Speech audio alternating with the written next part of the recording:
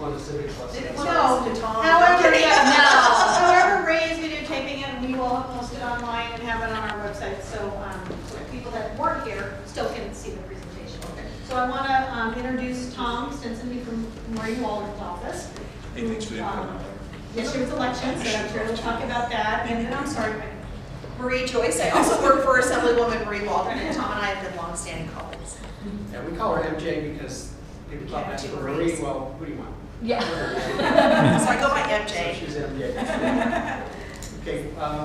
Actually, speaking of politics, as state employees, we're not supposed to talk about politics on state time. So don't ask us about Trump or Hillary or propositions or any of that stuff. So we're not supposed to talk about it, even though we just were.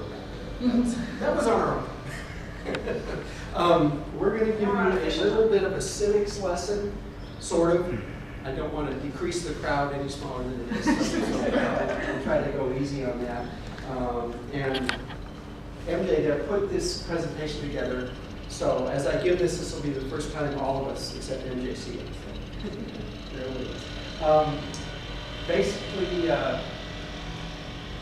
can read that.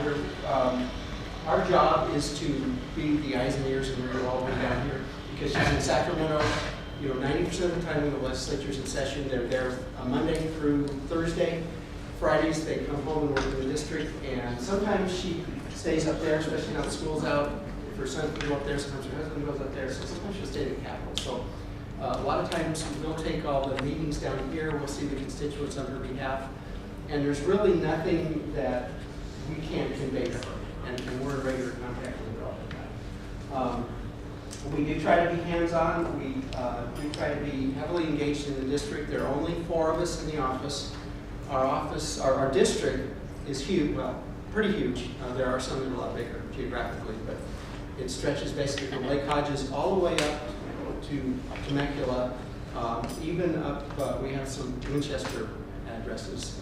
So it's a big district for 4 people to cover. And this kind of gives you a breakdown of where we stand. Of course, some of this is going to change after the coming elections, but these numbers are what's in place through December. Those are the counties listed there, not assembly districts, but we have 80 assembly districts in California with, of course, 80 assembly members.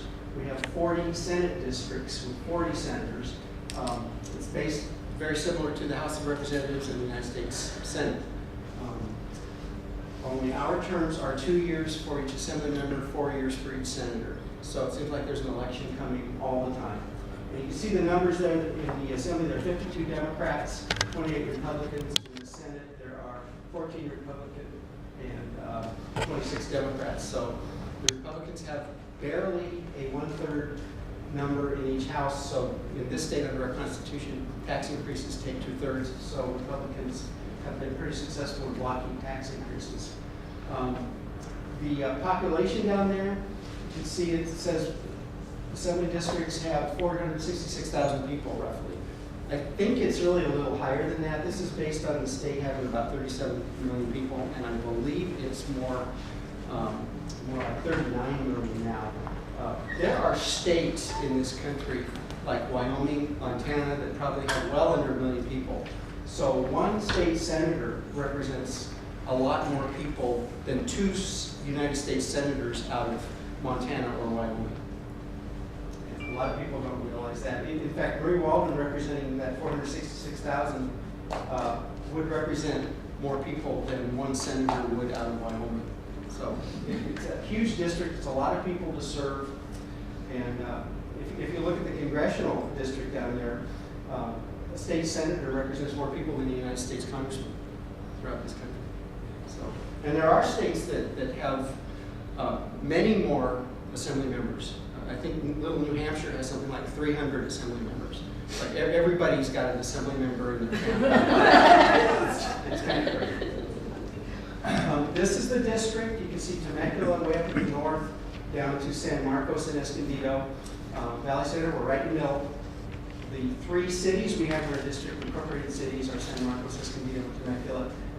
Vista, of course, is incorporated, but the portion we have of Vista is rural Vista, unincorporated Vista. The city itself is in the 76th Assembly District. And as I said, way up there north of Temecula, that's probably reaching up towards Winchester. So it's really a pretty big district, and we're often not in the office. That's why we ask for appointments if you want to come see us. But there's really no reason to come see us. You can call us. Nothing we can't do by email or phone call.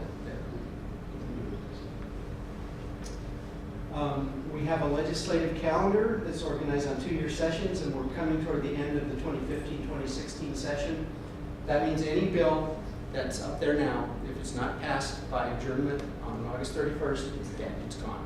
Because next year we'll have a whole new assembly with some new assembly members, and it all starts over again for the 2017-2018 session. We are one of, depending on how you measure this, 4 to 6 states that has a full-time legislature. A lot of states have part-time legislatures. A lot of very big, well-run states have legislatures that meet every 2 years for 6 months, whereas ours is almost continuous session year-round. They can't be absent. They have, if Marie Waldron's son is graduating from the 8th grade, like he did a couple of years ago, she has to get a special dispensation from the speaker to not be present. And then when you look at votes that go on when she's not there, it'll say abstain. Abstain means she either wasn't there or she didn't vote. So sometimes it's hard to say. You can say, why did she abstain? Well, she was having a tooth worked on or something. Those things do happen. And as I said before, they do try to work down here in their district on Fridays and weekends.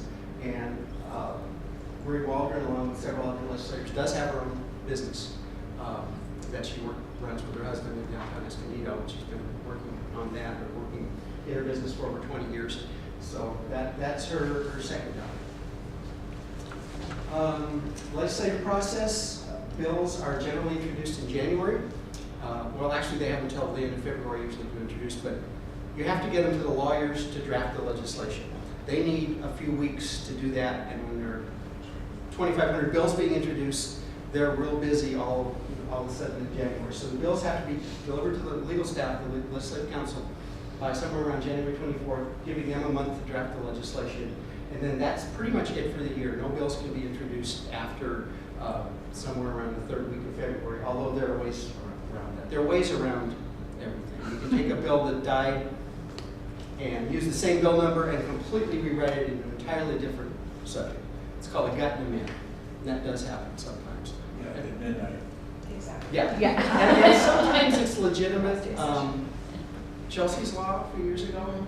Now, what was that? That was, what did that do? Chelsea's Law was the one that Nathan Fletcher carried for. Yeah. That was good.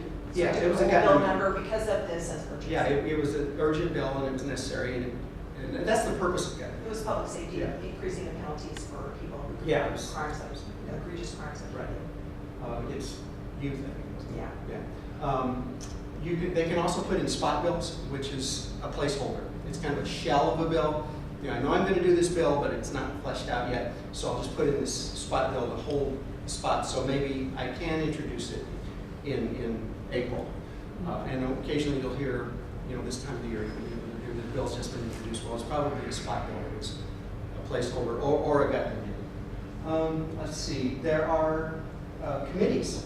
Every assembly member is assigned to 4 or 5 committees. Marie Waldron is, well, I'll have that up here later, but the committee system is kind of interesting because if you're not on a committee that hears the bill, you may not see it until it comes up for a final vote. So a Parks bill will go to the Parks Committee, Firearms bill will go to the Public Safety Committee. People will say, well, what's Marie Waldron's position on this bill? Well, she hasn't read it yet. She's not on the committee. It has to come before her.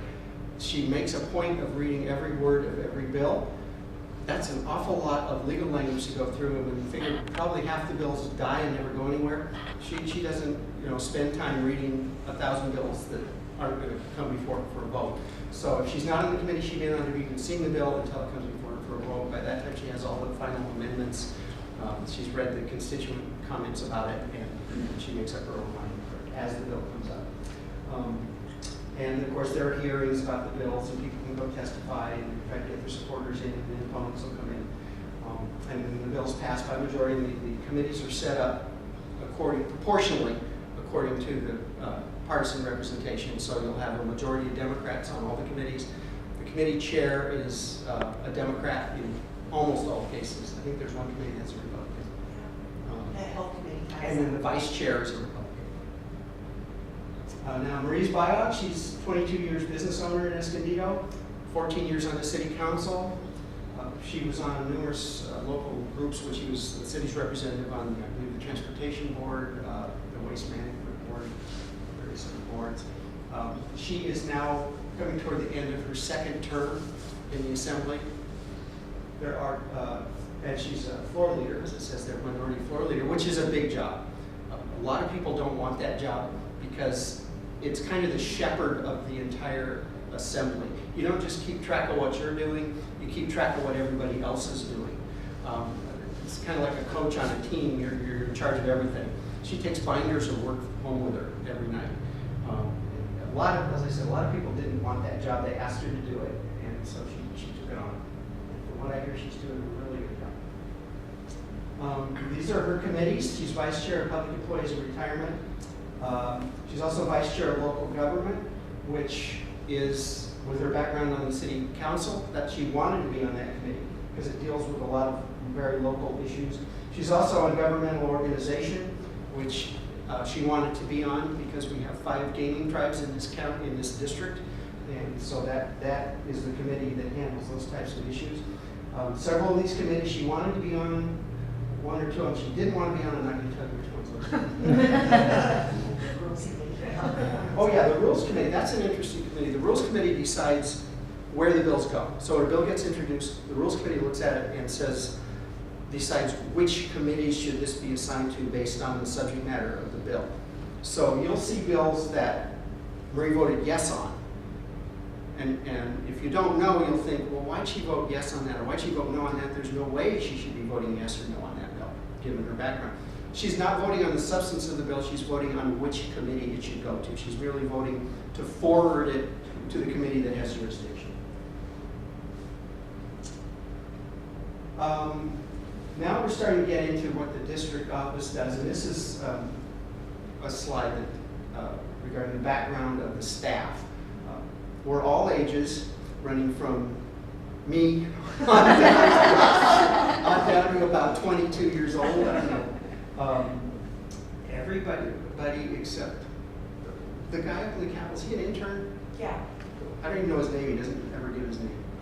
Anyway, okay, so there's a male intern in the Capitol, and there's me. The other roughly 8 or 9 people are all women, and With diverse backgrounds. very diverse backgrounds. And we worked on, a lot of us have worked, I'll just jump in here, private sector. And the reason Assemblywoman Waldron wanted people from private sector, so we don't sound like bureaucrats. We're in the business of helping people, and she wanted people with diverse backgrounds who understood the constituent issues that would be coming before us. So that's why she did that, and I have a retail marketing background and real estate investment background. Nothing to do with politics, because the basic job we have in the district office is more customer service, consumer interest oriented. And I came from the Union Tribune newspaper where I worked for 22 years, and got laid off as the paper collapsed. And then Assemblyman Garrick hired me, and then when he was turned out, Marie Waldron hired me. So, and the other members, the other staff members are mostly pretty young, in their 20s, and in some cases, probably their first job. We have a lot of Hispanics. That's not by design, it just happened. So we're a very diverse group, and we all work together like a big happy family. And in the district office, we try to help constituents dealing with the state government, which, yeah, state government is so massive. I mean, we still get people calling up saying, I'm having a problem with such and such agency, and after, I think I'm in my 9th year, I will have never even heard of that agency. We have an agency that does what? And and some of the stuff that comes up is really, sometimes it's pretty interesting. You wouldn't think a state office would even be involved in it. So one of our tasks is really to break through the roadblock. If it could be something very simple, and this happens quite often. Somebody will call us that they paid for their DMV tags on their car, and the check was cashed. They never got the tags. They can't get through, the line's busy, so they call us, and we have a book full of private phone numbers we can call to say what's going on here. And it could be some form wasn't filled out correctly, or it could just be the tags got lost in the mail. Who knows? But we handle that kind of thing all the time.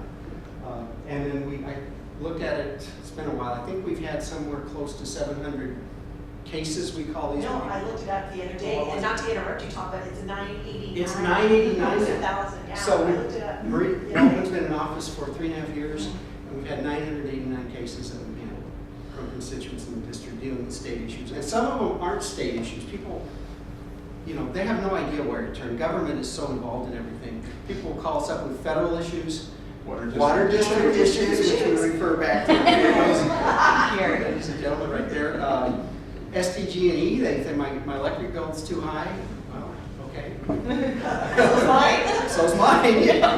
We don't set your electric bill, but we have somebody we can call at the electric district, SDG&E.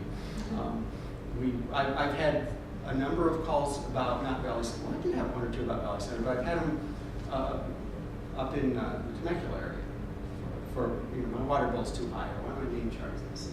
Well, we don't set that. We don't. Laws that the legislature passed may have influence on that, but we don't set the rates for electricity or water any more than we set the cost of used cars. And here's some of our functions. We try to act as a liaison between the community and the state. We don't really, we can't tell a state agency, disregard your regulations. In this case, ignore the law. We can't do that. But we can ask somebody to take a look at an issue and review it, and it's usually somebody higher up than the person's been dealing with on the phone, if they've been able to get through on the phone. And I would say a majority of the time, we get a favorable result as far as the constituent is concerned. And even if we don't get the result they want, we can tell them how to pursue it. If they filed a case with unemployment and they were denied, there's a way to appeal that. And it actually goes before a administrative law judge. And I believe there's even a way to appeal the appeal. But some people just want to keep appealing until they get the answer they want. It doesn't work that way. It's not and then, of course, people call us up about legislation. Have Marie Waldron vote for this bill, have her not vote for that bill. And we pass all those on electronically. It goes in a database, and it'll go up to the Assemblywoman so she can read constituents' comments. And again, a lot of the letters that we reply to these are non-committal because she hasn't seen the bill yet. And even if she has seen the bill, they get amended. I mean, a good bill can become a bad bill overnight, and vice versa. Or it can be gutted, and AB 380 about firearms can become AB 380 about state parks. So you can't say, yes, she's going to vote for that bill until the final version is before her. And we try to respond to all constituent letters that come in email, mostly emails, some faxes, mostly emails.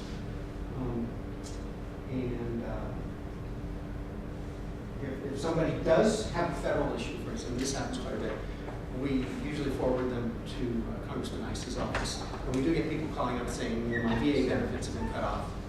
And Congressman Ice has a VA specialist, and he can refer them. And then a lot of state issues have a very strong personal impact on people.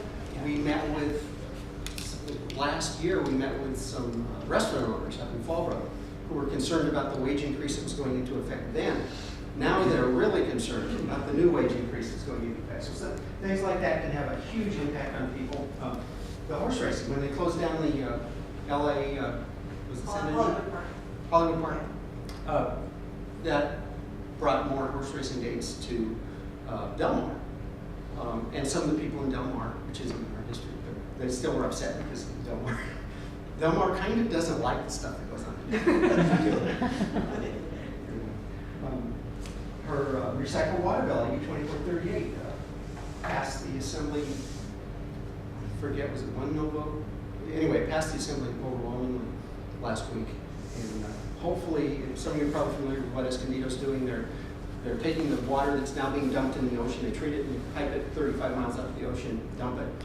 They're building pipelines the other direction so they get irrigation water to these groves. And this bill would help that statewide. It would kind of streamline some of the environmental regulations. So if you're putting a pipe down the middle of a paved road, why do you need to go through the whole environmental impact? Subject to lawsuits, years of delay, costs thousands and thousands of dollars. Why do you need to do that to put a pipe in a paved road where the only environment probably just got ran over? So that's what that bill does. Her computer crimes bill, there was hacking incidents. These are just a couple examples. There were hacking incidents where people broke into hospital computers and took over the computer system and shut down the hospital's communication system. And this bill would increase penalties for that. And I kind of went over a lot of this. We try to cut red tape.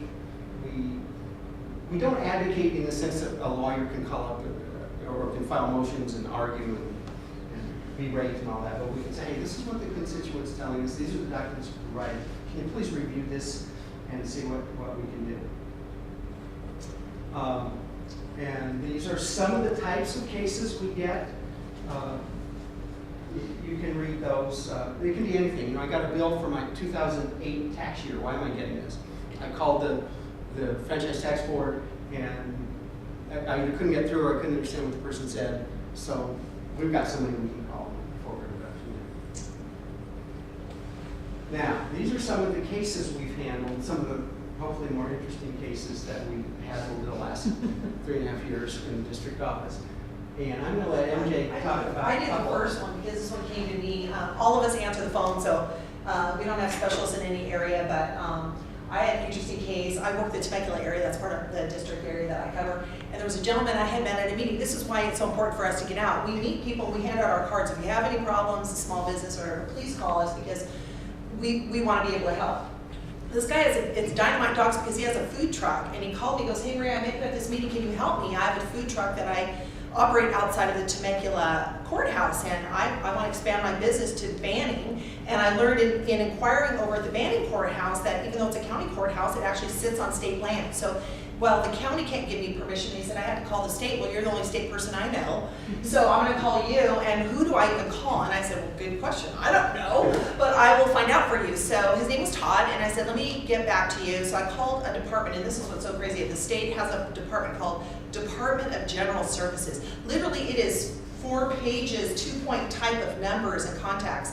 But we have one number that we can call that's the liaison to that entire department. I called that guy, Jason. Jason said, Marie, I don't know, but I'll find out. That's my job. Within 24 hours, he calls me back. Hey, Marie, found out a number for Todd, so you can give this number to Todd. Here's the person Todd's supposed to talk to. They'll get some information. In 48 hours after that, I called Todd to make sure he got the information he needed and he was on the right track. He thanked the Office of Assemblyman Waldron. So his food truck can operate outside. So Todd doesn't have a secretary. It's just Todd and the hot dogs. But in 48 hours, he had a lead that saved him time, energy, and he's going to operate a business, expand his business out of bed. And that's where the stuff we can help him. And that was a new case. And then, did I do the case of the disabled blocker too? Oh yeah, this gentleman was really great. I think I did that one. There was a gentleman who called, and his daughter helps him. He was immobile. And he had one of the disabled placards that was due to expire. And he says, my daughter's going to be visiting me. I have no way to get to the DMV. It's due to expire. Is there some way you can help? He was on the receiving end of a flyer that our office sends out on a biannual basis that says, if you have a constituent service, please call our office. So he says, hey, I got this flyer. I hope you can help.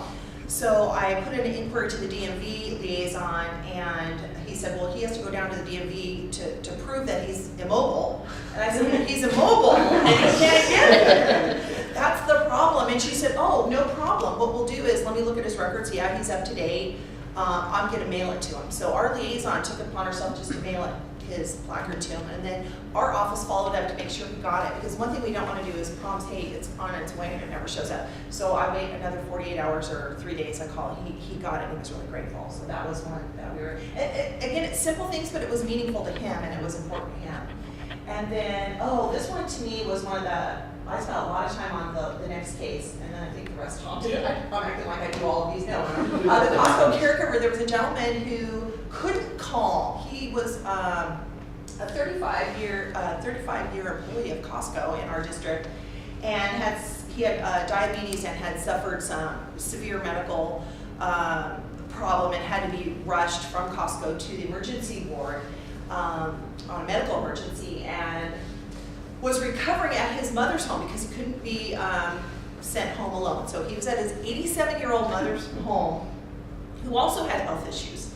And his mom was Doris, and she too had gotten the flyer. She said, I don't know what to do. My son's on process some paperwork through his Costco company to be on disability because he needs some time to recover. I don't know what to do. She's like, she's 87 trying to help a 53-year-old who's sick, and she's sick herself. So she said, I don't even know what to do. So can you help, she said. So we ended up processing his paperwork for his disability for him. And then disability department tells us, okay, so he should be getting his funds, which he's due, in a week. So I called Doris in a week. Did you get funds? No, Maria, I haven't gotten anything in the mail, blah, blah, blah. I'm like, oh my gosh. And she goes, but I'm on my way because I'm, sick, I'm going to the doctors. Long story short, there was a communication breakdown between the disability department and what they were communicating to me, and we're thinking he's supposed to receive a check.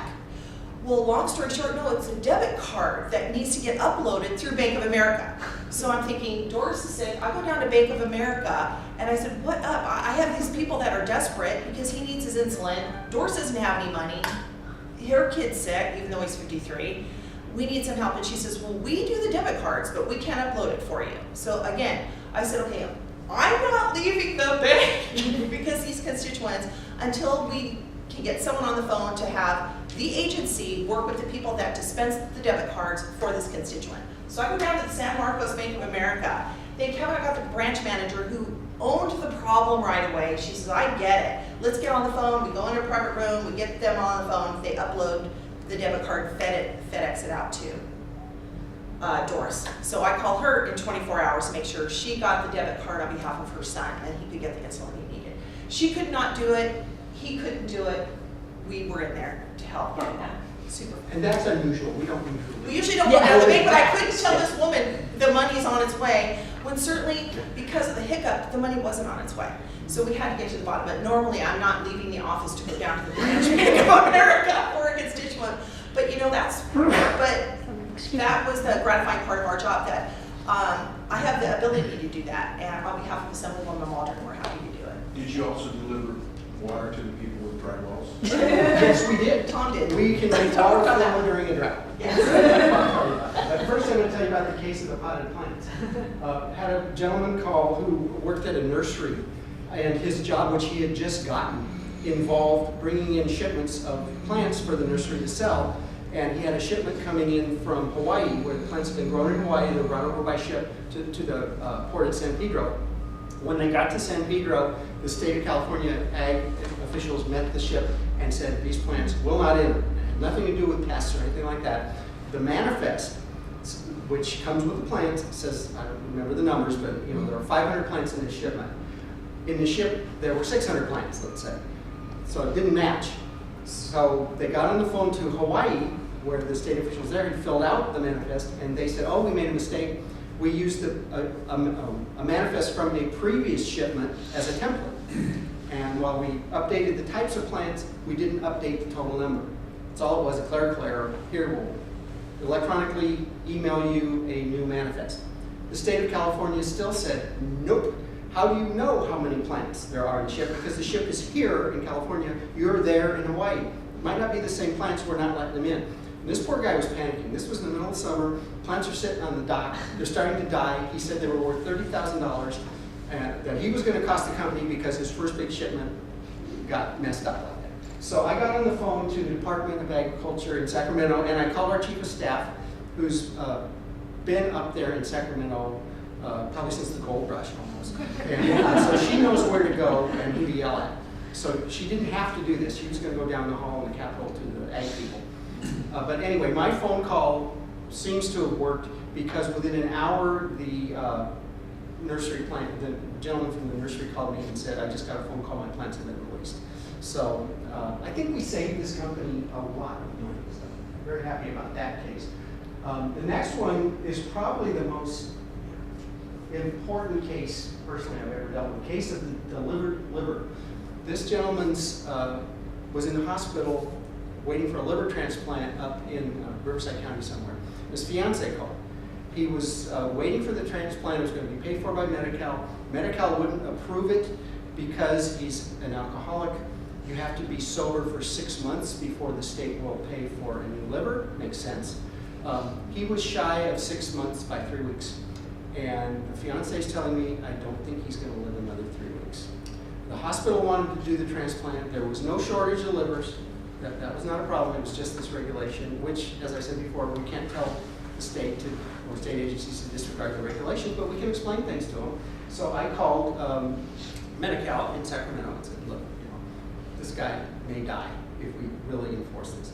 And they waited. They said, okay, well, we'll go ahead with the operation. And it was several months I hadn't heard. I didn't know if he'd survived or what, but I got a real nice card from him just a couple months ago that basically said, thank you, Tom, you saved my life.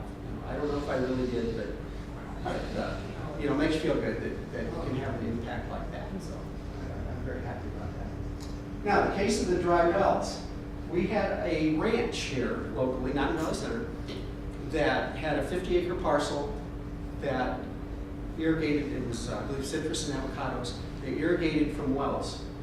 In 2014, the wells all went dry, and they had a meter put in. Okay, when the governor issued his mandated cuts, it was based on the 2013 allocation. Well, this place had wells in 2013. There was no allocation. So they're being told, I'm sorry, you're going to have to let your 50 acres die because you're not getting any water. So I didn't know who to call. I called So many water agencies. I called water agencies all over the place. I called the Farm Bureau for advice. The message I got from a lot of people is, gee, that's too bad. but a couple places, the Metropolitan and the San Diego Water Authority both said, well, the person involved with that or is an expert in that area isn't here right now. It's probably under the authority of the local water district, but we'll look into it. So, and that happened a couple of different places. So again, about 3 weeks later, so the ranch manager called me and said, hey, just got our water allocation. And so I think what happened, these different places I called, started conversations. Everybody I talked to seemed to realize that this probably shouldn't be right, because you can build a house over here on a lot that never had water, and you get water. You got a farm with 50 acres of citrus and avocados. It's been there for who knows how many years, and well, you can't have water. So I think it starts with conversations. In any case, they got their water. Let's see, the farmer's house. Yeah, I did farmer's house. There was a gentleman, was he in Rainbow? Yeah. Rainbow, he was in Rainbow, and he had a lot of acreage, and he was trying to provide housing for his ag workers. And he said he didn't want them, he wanted them taken care of, and he looked into the prospect of having a manufactured home put on his property that they could live in, and he was using an expert to go through the process, and that expert was coming across so many hurdles because the county's interpretation of what state law, what you could do through state law, the two were not on the same page. So he was hitting roadblock after roadblock after roadblock. So he came to our office, and we just got kind of all the parties on the same page. And he said that the county was making him jump over hoops. And he said a lot of his neighbors were putting structures on their property and just bypassing. He got so frustrated with going through the regulations, it was like death by 1,000 pins, that they just were putting them on. But he said, he came to our office, he goes, I don't want to do anything illegal. That doesn't sit well with me. I want to do it legally. So again, with our involvement in getting the county on the same page with state regulations and getting that agency involved too, there was just like a little, the county was interpreting the law this way, and the state was saying, no, it really needs to be interpreted that way. So he's on a roll now. But that was a year, he was a year frustrated before he even came to our office. And within 4 weeks after being in our office, things started moving. He was grateful. And then the phlebotomist, I did that. But I didn't even know what a phlebotomist was. I mean, I had marketing and advertising background, and someone was calling me about a phlebotomist. I guess I don't go to the doctor that much. But I learned what it was when a constituent called. She says, I am desperate. She said, I went to school to become a phlebotomist, and I have a job that I can take, but I need my license. And she said, I've filled out all the paperwork, I've turned everything in. They asked for my transcripts from my classes I took in Tennessee and all of that, and I can't get anyone to get back to me. I've placed so many calls, but I have to turn this paperwork in within 3 or 4 days or I lose a job. And so I called, and the people on the other end of the agency were so, there was like no sense of urgency at all. So I had to find someone who cared enough about this woman. So sure enough, I spent time tracking down someone who would care about this issue. I said, hey, it's a meaning of job. Can you put yourself in her position? Because that's what we do. And finally I found someone who said, I'll see what I can find out. And literally her paperwork was in a stack of papers on someone else's desk. So it was just, you know, some laziness on behalf. But anyway, she got her paperwork done, called me from her on her first day of job and said, I'm here, I'm so happy, and it all worked out for her. But again, it was trying to move a little bit of mountain, stack of paperwork to get her license to her. And I think you did the veteran one. You know, sometimes, has everybody seen the movie Zootopia? It's an animated Zootopia. And there's one scene where they rush into the DMV in a big hurry, and all the staff of the DMV are sloths. And they're just moving. Yeah. Sometimes that seems like sloth. Let's see. Oh, well, the veteran case was one I had. Now, veterans issues are federal for the most part. But this gentleman wasn't happy with the way he was helped at the congressman's office. And he personally knew someone in Waldron, and so he came to us for help. And so we got on the phone to the congressional office and told him what the problem was, and they sat down with him and got it all worked out. So it's again, it's not a state issue when you have a problem with the VA or something, but sometimes we can still point you in the right direction and get you hooked up with somebody who can really help you. And we're very glad to do that. And we get calls all the time from people with county issues, local city issues, and we'll call and say, this is who you need to talk to. I just threw that in there because when some people share with us when we're out in the community, Yeah. they share like a concern that turns into a conversation, and then Well, the 227 is the auto license, isn't it? yeah. Okay, that bill was actually, the idea for the bill was given to us by an Escondido police officer who called in. And what it does, it basically says if you're driving with a suspended license and you cause bodily injury and you're sentenced to whatever your sentence is, you spend that time, you have to pay the price, you have to spend that time in jail or whatever your sentence is. You don't get out for good behavior. You know, you don't get early release, you don't get work release, you spend the time in jail. Because the police were frustrated saying, we're pulling these people over, they don't have a license because they're on a suspended license, and then they've been in an accident that's caused bodily injury, so what are they getting to, at this point, they're just getting a slap on the wrist. So they really wanted to stiffen the penalties to try to deter people from driving with no license. And the reason more- it was suspended.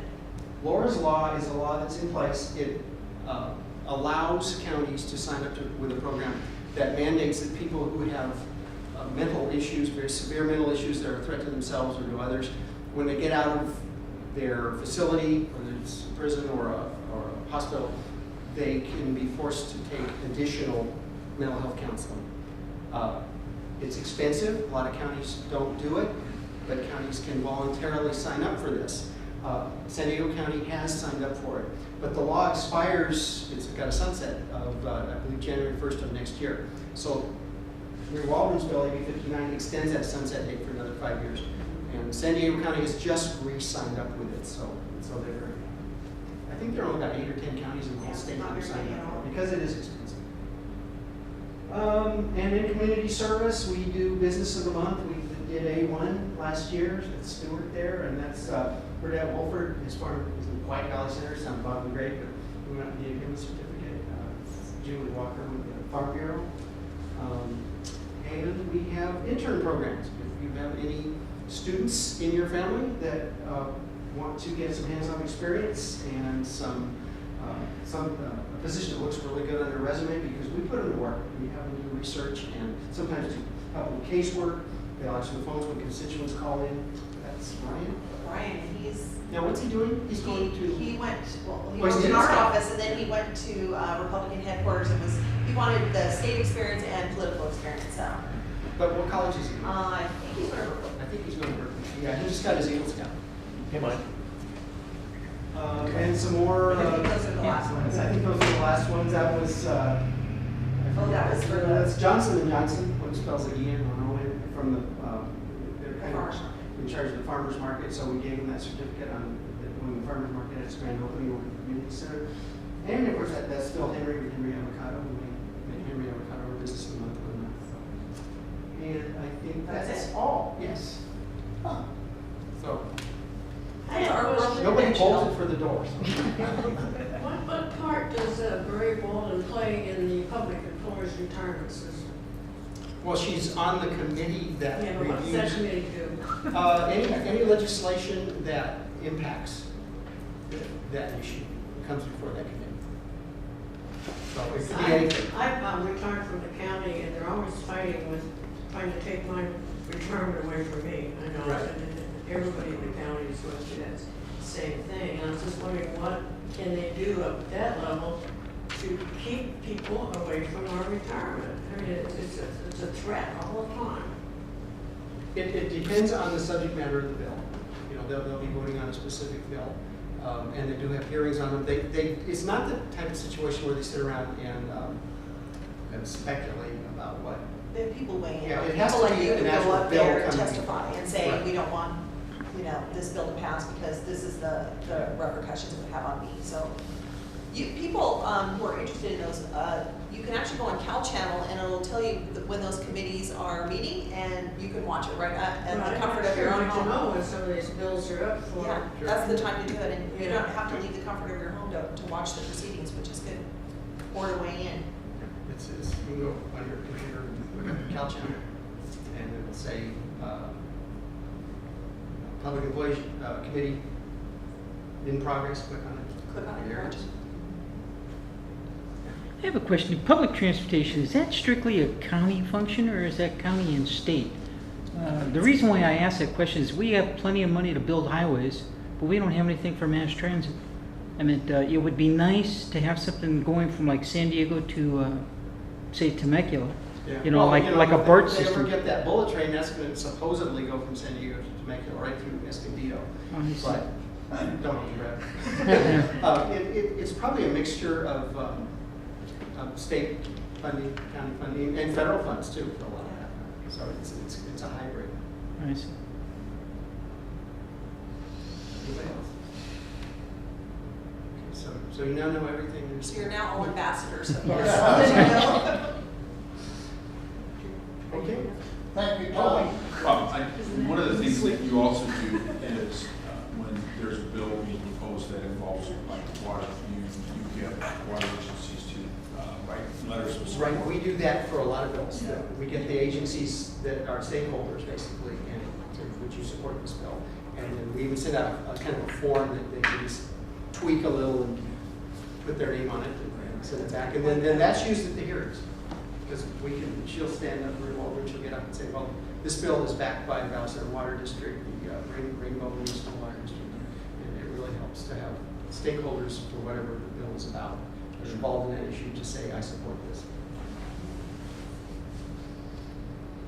Okay. Oh, we brought the brochures right Oh, yeah, there. we got some Just get brochures more there. about what we talked about. Anyone wants those?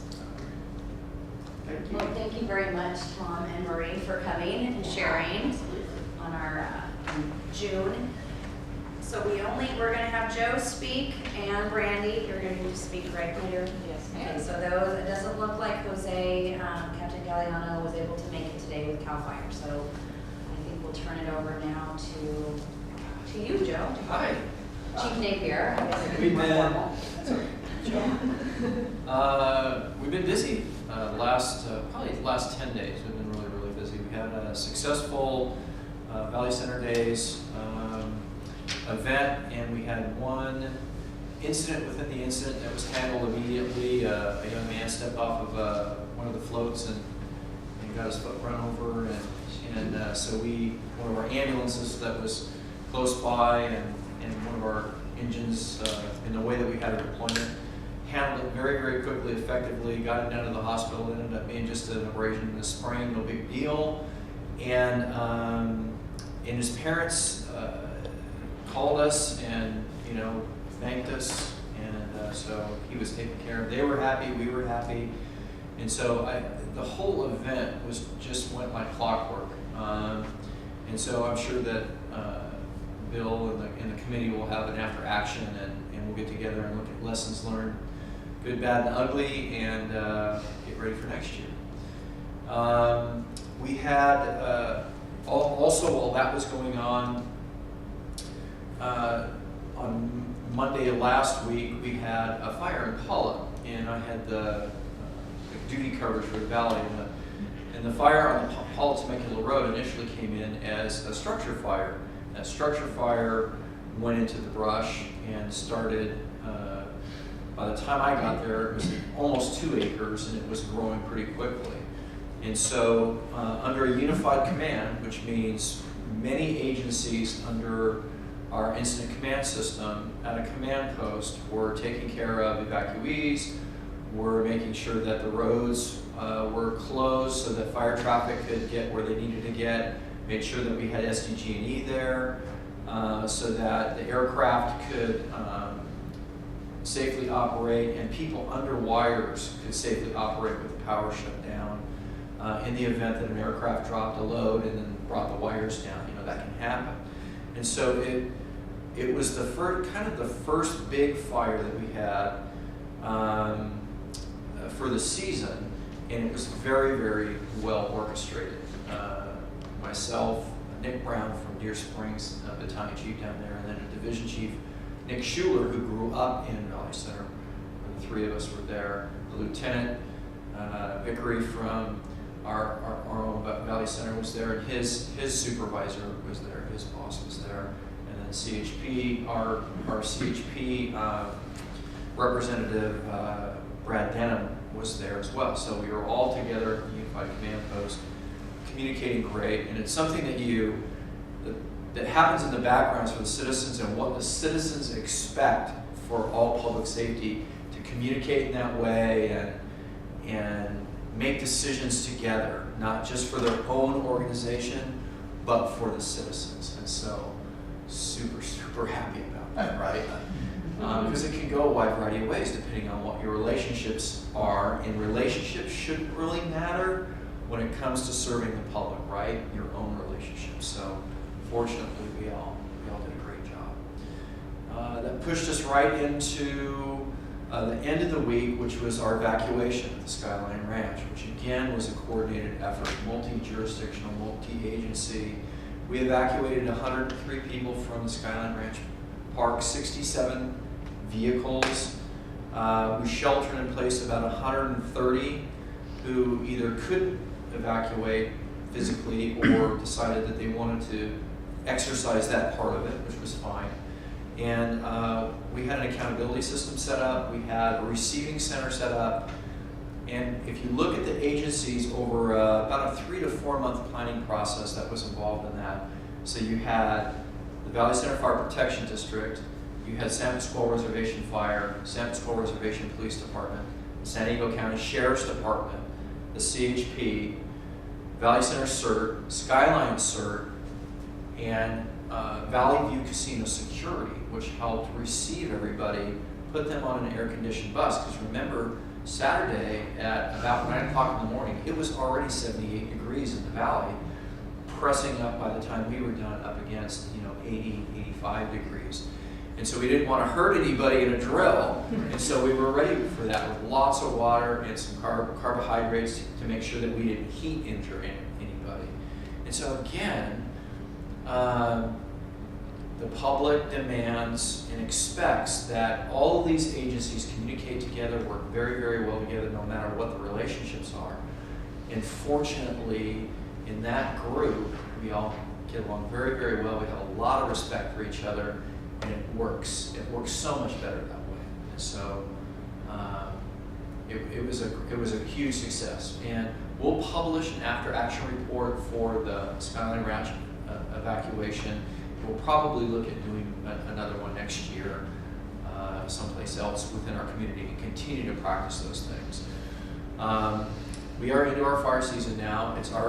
We're already starting to have fires all around the county of 1 or more greater acres in the grass moving into the brush. We still have a lot of dead vegetation that's underneath the living vegetation that causes fire to move through pretty quickly.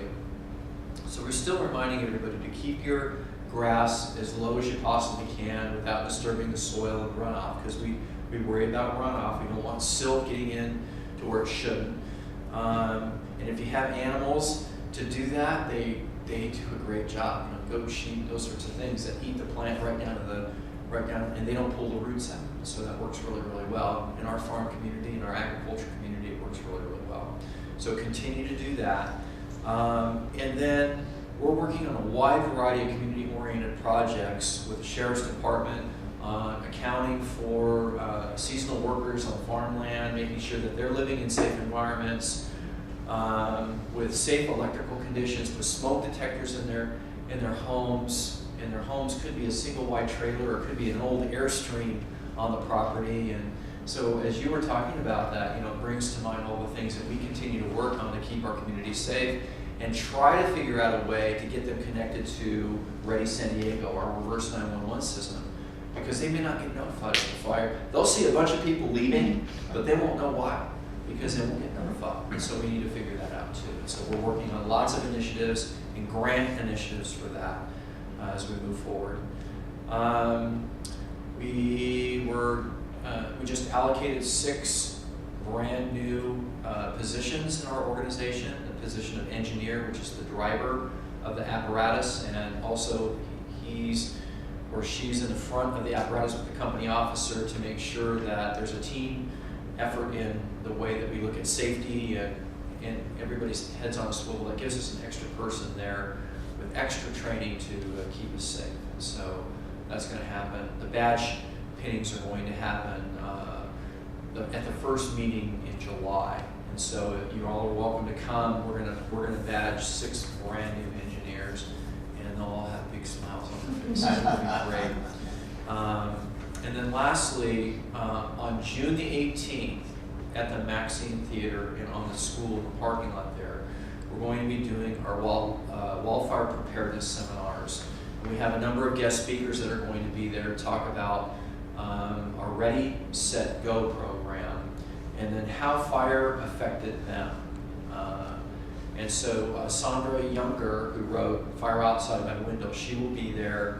She will be the first speaker of the day, and she'll be there to sign books, that particular book. And she'll talk about the effect of the Cedar Fire on her family. She lost her home, and then how you can be resilient when something like that happens. So she'll be talking about resiliency.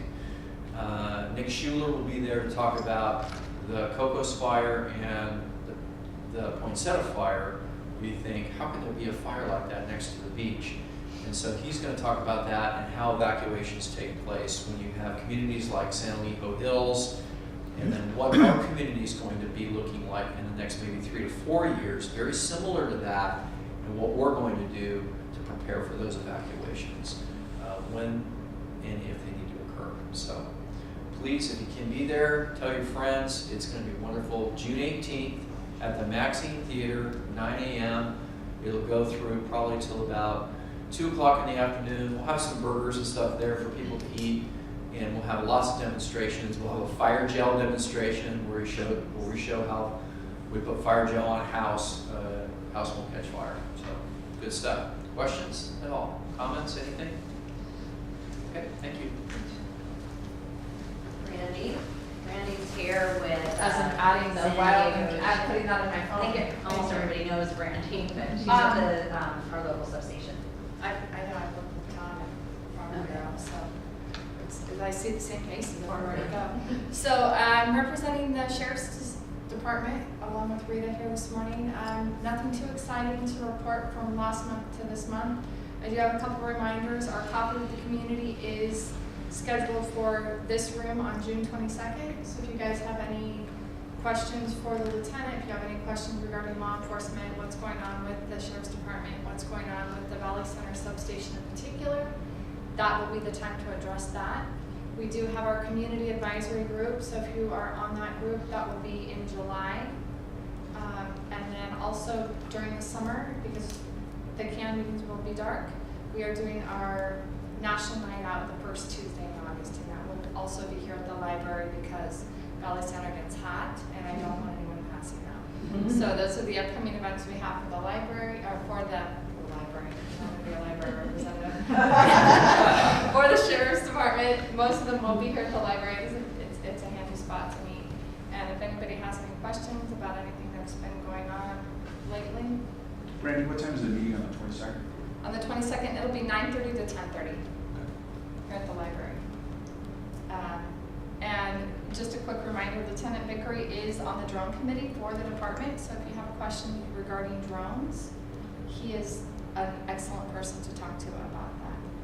So I don't know if you guys have any other questions as far as that particular information.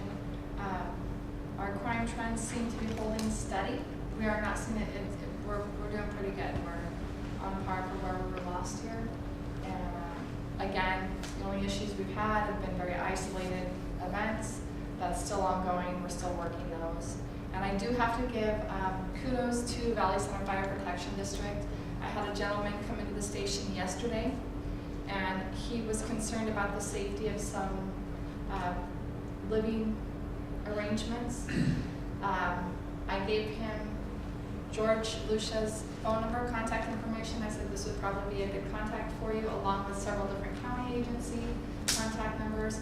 George was out there within hours and actually had some issues that were legitimate concerns there. And I just have to say, you guys are awesome. I mean, within hours, again, the Valley Center Fire Protection District was protecting the citizens of Valley Center. So George is amazing. It's another Yes, he is. good people. No other questions? Oh, and I'll actually be an extra patrol at if anybody's going to graduation tomorrow.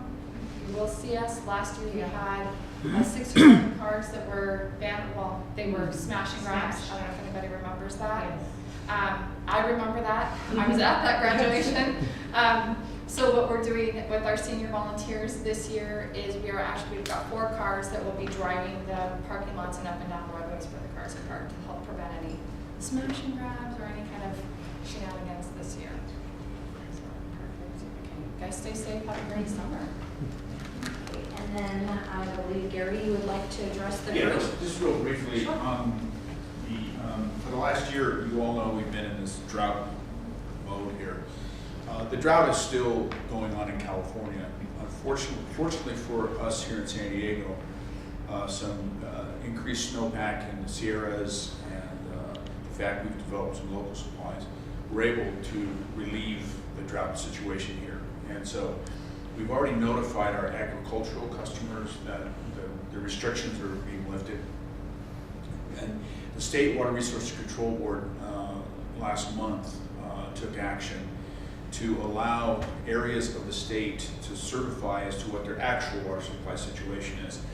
So Valley Center was left with a 36% cutback based on a formula developed by the state and imposed on us, even though we had almost all the water we needed to supply our domestic needs. We're now going to be certifying to the state of California that we have enough water to meet all of our needs here. So that certification will go up to the state at the end of this week. We'll see what the state says. So what that could mean is that we're down to what we would call a 0% mandatory reduction. However, we will still be pursuing conservation on the part of our customers and specifically looking at anti-water waste provisions like hosing down your driveway or letting water off your property.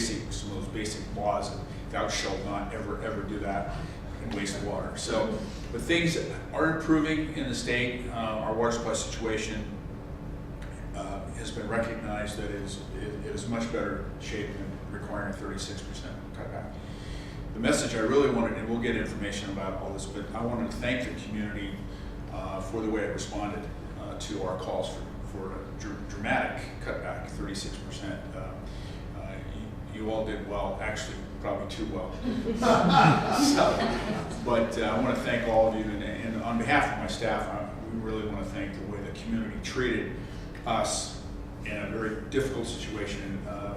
Almost in every case, we were treated with respect and understanding, and we really appreciate that. So stand by. There'll be more information in the newspapers. We'll get out specific notifications once the state finally makes a final decision. And it's unfortunate, but more and more our lives here locally are controlled by what happens or doesn't happen in Sacramento. So keep calling Tom if you have an issue. Yeah, call Tom. Thank you. So that was the last person. Was there anybody that came in afterwards that wants to say anything? No? No? Okay. So we're gonna make, we're going dark, as everybody knows, for July and August. And then starting in September, because there's a conflict with the room at this time, we are going to move, it's room 3, correct? We will be at room 3 of Community Hall. That's where we'll put out tons of not warning, but notices that will be there. We think it's a great opportunity to maybe get some attention on Parks and Rec and that part of town, and people that have been coming way over here can maybe now drive way over there. Huh? That's not down in the basement. No, it's right next, oh yeah, room 3, No, it's upstairs. it's upstairs. There's room 3 and there's room 5. I'm familiar with room 5, I am not familiar. I believe it's Anybody been in right room next to 3? the office. of There's the- room 4. Apparently there's a kitchen. Do you It's the know? left-hand turn. There's only a Oh, it's couple. left hand, okay. It's the left-hand turn. So as we go Five up the is stairs. right-hand turn, the office is in the middle, 5 is the right-hand turn, Oh, okay, so 3 is the left-hand. Okay, So so we we'll get reserve the room on sight Okay. unseen, so we Yeah. have enough. It's right at the top of the stairs. If you get lost in there, you're in trouble. Yeah. So I think it's a great opportunity for another location. We can get some eyes maybe on Parks and Rec. I know it's a busy time. Maybe we can even draw from, I know the realtors meet there, and there's another group that's meeting there. So it's going to be a busy time, and maybe it'll help grow this group a little bit too. So anyway, that we'll try to put out a lot of notices, but don't show up every July and August. We have people call us and say, what's happened to the CAN meeting? So please try to remember, we'll send out emails through the list and remind everybody not to come. So have a wonderful summer, and thanks everybody. Thank you, Tom and Ray.